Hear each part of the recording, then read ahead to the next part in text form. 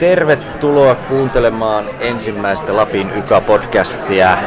Ja mikrofonini on täällä tänään alumni-iltapäivässä, mutta tarkalleen ottaen missä alumni-iltapäivässä?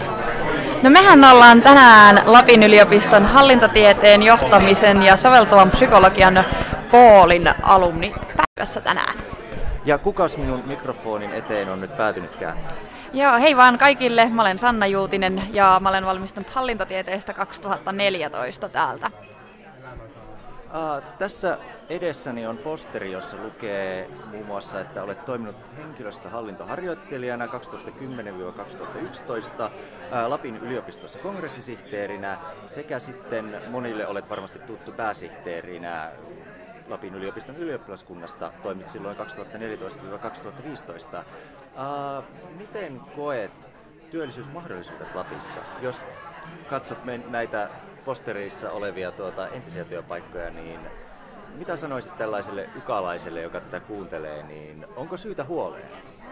No mä en tiedä syytä huoleen, mutta täytyy sanoa, että mä olisin ihan mielelläni pysynyt kyllä Lapissa itsekin, mutta niin vaan tie vie silti Helsinkiin ja musta se on jotenkin ehkä vähän harmillistakin, koska mä jotenkin koen, että on tärkeää, että myös täällä on pysyy osaajia ja tekijöitä, mutta totta kai aina niin kuin löytyy. Niitä ei välttämättä tiedä, että niitä esimerkiksi on. Tuo henkilöstöhallintoharjoittelijan paikka on musta hyvä esimerkki semmosesta, että se ei kerrassaan ollut auki. Oli vaan ensimmäinen kesätyöhaun aika ja sitten ajattelin, että no yritetään hakea jotain oman alan töitä ja ihan pokkana soitin vaan eri kaupunkeihin, että olisiko teillä tarvetta. Ja sitten Kemin kaupungissa vastattiin ihan suoraan, että olipa hyvä kun soitit, että joo on, tervetuloa ja se oli siinä se rekry.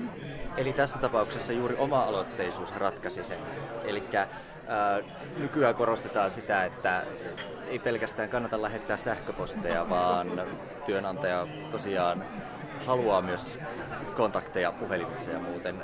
Sanoit tuossa juuri äsken, että tämä ensimmäinen paikka niin tuli oikeastaan omalla aktiivisuudella, niin onko muut olleet myös saman tyylisiä?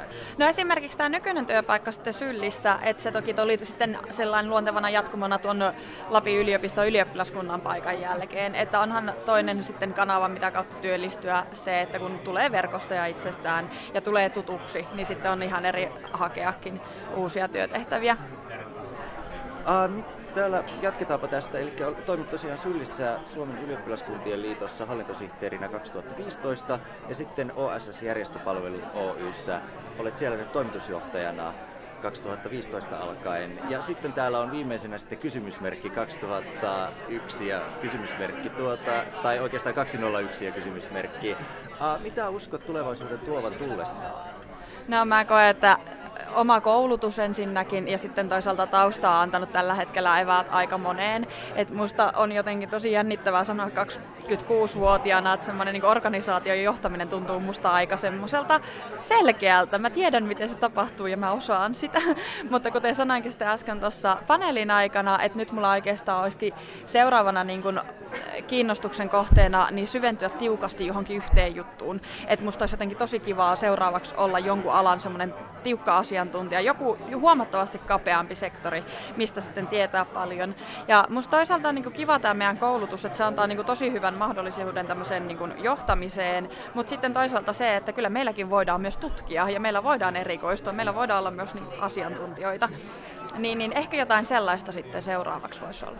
Uskoisitko, että päädyt takaisin joskus vielä Lappiin? Sanoit tuossa, että olet päätynyt nyt Helsinkiin, niin suurin osa näistä aiemmista työtehtävistä on ollut Lapissa, niin onko mahdollista? Joo, kyllä mä näkisin, että ihan hyvinkin voisi olla mahdollista. Että mä en ainakaan usko, että mä pysyisin Helsingissä koko aikaa, että ehkä kuitenkin niin kuin jotenkin mieli vie jonnekin pienemmälle paikkakunnalle ja miksi ei Lappiin. Mutta se, että mitä sitä ennen tapahtuu, niin en tiedä yhtään.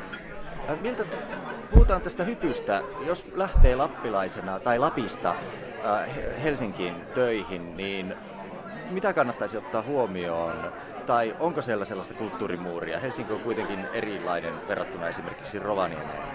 Joo, onhan se toki erilainen ja kyllä esimerkiksi itsekin saa ihan jatkuvasti omasta puheesta kommentteja ja semmoista, mutta sitten jotenkin kannattaa ehkä päässä vaan sen yli, että ei liikaa tarttua siihen, että tulisi jotenkin tosi erilaisesta ympäristöstä tai erilaiseen maailmaan, että en mä ole kuitenkaan kokenut sitä, että mä olisin jotenkin ulalla tai pihalla tai en osaisi käyttäytyä siellä, koska on niin erilainen ympäristö.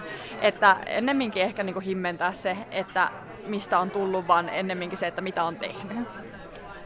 Asiantuntijuus korostuu yhä enemmän tulevaisuudessa. Alumnit ovat asiantuntijoita. Mitä sanoisit podcastin kuuntelijalle, joka miettii jäsenyyttä? Kannattaisiko liittyä Lapin YK:n jäseneksi? Mitä vaikutusmahdollisuuksia esimerkiksi yhteiskunta-alan korkeakoulutetut ry tarjoaa? Kyllä mä ainakin koen, että nimenomaan se verkosto, ensinnäkin se verkosto, että siellä pääsee tutustumaan eri alan erilaisiin ammatteihin ja erilaisiin uratarinoihin. Se antaa ihan valtavan paljon itselle siitä, että mitä voisi tehdä. Että varsinkin opiskeluaikoina niin se on tosi hankalaa, koska ei vaan tiedä, mihin ihmiset on päätyneet. Niin se antaa jotenkin semmoista uutta näkemystä.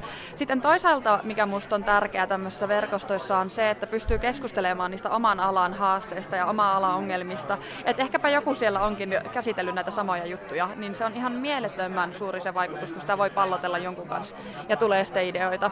Ja sitten ehkä kolmantena myös se oma työllistyminen, että kun sitten sattuu tulemaan tällainen Lapin YK:n ja siellä tutustuu uusiin ihmisiin, niin ehkä samalla sitten aukeaa myös uusia työuria. Tähän loppuu vielä, koska ollaan nyt tällaisessa alumni-iltapäivässä, niin kertoisitko jonkun hauskan muiston liittyen opiskeluun? Mitä on jäänyt päällimmäisenä mieleen opinnoista Lapin yliopistosta? No näin järjestöaktiivina, niin kyllä se varmaan menee aika vahvasti tuonne vapaa-ajan puolelle ja sieltä syntyneet semmoiset ihmissuhteet ja tarinat, niin onhan ne aivan mahtavia. Että kyllä jotenkin, tuollakin oli puhetta siitä, että pitäisi nopeasti valmistua, niin mä jotenkin haluaisin painottaa sitä, että nauttikaa sitä ajasta, se on ihanaa. Niin. Kiitos tästä haastattelusta, Sanna Juutinen. Olen täällä alumni-iltapäivässä ja tässä näyttää olevan yhteiskunta-alan korkeakoulutettujen erittäin hienoja esitteitä sekä myöskin Lapin yhteiskuntatieteilijät ry:n esitteitä, jotka ovat aika uunituoreita, vai mitä, Krista? Aivan uunituoreita. Parin viikon takaa saatiin nämä meidän uudet flyerit ja myös meidän upea roll up, jossa on tämä sama flyereiden teksti vähän isommalla ja näkyvämmällä. Ketäs kaikkia tähän mikrofonini ympärille on nyt päätynytkään? Minä tosiaan olen Johan-Erik Kukko, Lapin yhteiskuntatieteilijät ry:n varapuheenjohtaja, ja tässä puhuu juuri Krista Kohtakangas, ja hänhän on sitten meidän entinen puheenjohtaja ja nykyään sitten hallituksen jäsen. Ja tässä käteni osoittamassa suunnassa eli edessäni on myöskin Lotta. No hei, Lotta Löppäri. Mä oon myös hallituksen jäsen, talouden tai rahaston hoitaja. Osallistuitteko tähän alumni-iltapäivään? Kyllä mä itse asiassa olen ollut mukana ihan suunnitteluvaiheesta asti, eli lähdettiin ideoimaan tätä paneelia ja tätä uraposteritilaisuutta, missä parhaillaan me olemme. Ja sitten myös meidän yhdistys on tänne päässyt standeilemään ja ollaan myös tukemassa tätä alumnitapahtumaa ja varsinkin tuota iltaosuutta sitten vapaamuotoisesti siellä. Sekä myös poimitaan haastatteluja vanhoilta tutuilta. Tässä on myöskin tässä standilla niin tietokone, jossa lukee jäsenjärjestön jäsenhakemus. Eli tänään on tosiaan mahdollista myös ilmoittautua, mutta jos ei pääse tänään ilmoittautumaan, niin mitä sellaisen henkilön kannattaa nyt ehdottomasti tehdä? No se on niin helppoa. Voi mennä nettisivujen kautta yhteiskuntaala.fi. Ja sieltä löytyy paikallisjärjestöt, sieltä löytyy meidän Lapin yhteiskuntatieteilijät. Ja sieltä käy vaan täyttämässä nuo perustiedot ja sillä tavalla onkin jo sitten jäsen. Tältä samalta sivuilta löytyy myös eri paikallisyhdistysten nämä esittäytymiset ja sieltä myös viimeisenä, mutta ei suinkaan vähäisempänä meidän Lapin yhteiskuntatieteilijät ry ja meidän linkit meidän kaikkiin juttuihin, Facebookiin, meidän mahtavaan urakkablogiin sekä Twitter- että Instagram-tunnukset. Ja tosiaan kun jäseneksi liittyy, niin selaa sinne aivan alaosaan, jossa isolla lukee, että haluatko mukaan paikallistoimintaan. Helppoa kuin heinänteko. Kiitos tästä haastattelusta ja toivotan vielä hyvää alumni-iltapäivää tähän ja me nähdään sitten YK-merkeissä taas tulevana kuuna. Tervetuloa kuuntelemaan vielä tätä Lapin Ykan ensimmäistä podcast-lähetystä. Ja minulla on tässä nyt ympärillä uusia vieraita. Ketäs te oikein olette? Mari Keränen, toimin työkykyjohtamisen kehityspäällikkönä työeläkeyhtiö Varmassa. Ja Mari Mäki, ja mä toimin tuolla Pohjoisranta Burson Marstellerilla vaikuttajaviestinnän konsulttina. Tässä takanani näkyy posteri, jossa lukee Urapolku Mari Mäki ja sitten kuka on työkykyjohtamisen kehityspäällikkö Mari Keränen. Olette valmistuneet molemmat Lapin yliopistosta ja varmasti moni Lapin ykalainen, joka tätä kuuntelee, on myös täältä valmistunut tai jo ehkä jopa valmistumassa. Niin mitä sanoisitte vasta valmistuvalle yhteiskuntatieteilijälle? Kannattaako olla huolissaan uramahdollisuuksista vai? Suoraan vastaan, että ei kannata. Juuri tuossa aikaisemminkin sanoin, että kannattaa olla ylpeä tästä koulutuksesta, mitä täältä Lapin yliopistosta saa. Ja kuunnella rohkeasti sitä, mikä kiinnostaa ja mennä sitä kohti. Tämä on todella hyvä koulutus, mitä täältä Lapin yliopistosta me ollaan saatu. Mä oon ainakin ylpeä. Joo, yhdyn kyllä myös tähän Kaimanin näkemykseen siitä, että koulutus on ollut hyvä ja siitä on ollut etua, mutta ehkä niin kuin nyt nykyään työtilanne on sellainen, että aivan niin kuin kotoa ei tulla hakemaan, että pikkusen joutuu ponnistelemaan sen eteen, että tekee itsensä tykö ja menee kohti niitä omia unelmia, että jos se unelmien työpaikka ei niin kuin heti avaudu, niin ehkä kannattaa kokeilla sitten vaikka järjestötoiminnan kautta tai harrastusten kautta niin kuin löytää se oma juttunsa, mistä on inspiroitunut ja sitä kautta niin kuin pystyy kehittämään myös sitä ammatillista osaamista ja mennä eteenpäin. Tuossa äsken, kun Sanna Juutista haastatteli, niin hän korosti, että oma-aloitteisuus korostuu yhä enemmän, mutta ennen kaikkea myös verkostot. Miten tärkeänä näette verkostot? Kyllä verkostot ylipäätään nykyään työelämässä on ihan valtavan tärkeä, että jo ihan niin kuin firmat rekrytointia suunnitellessa niin kuin voi miettiä, että millaisia verkostoja ne haluaa vaikka sen rekrytoinnin kautta, millaisiin niin kuin porukoihin päästä mukaan ja ennen kaikkea mitä se ihminen niin kuin niistä verkostoista on ehkä oppinut.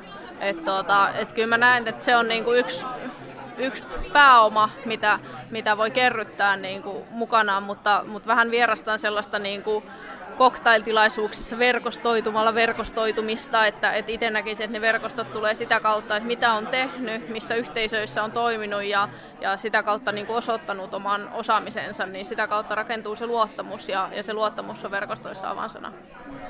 Joo, no Mari kyllä aika tyhjentävästi sanoi juuri mitä ajattelin, että mullakin on tosi paljon eri koulutuksia ja työelämäkokemusta monelta eri alalta ja kaikista niistä on jäänyt hyviä kontakteja ja ihmisiä elämään edelleenkin, että kannattaa vaan rohkeasti kehittää niitä omia vuorovaikutustaitoja esimerkiksi ja tutustua uusiin ihmisiin ja olla avoin.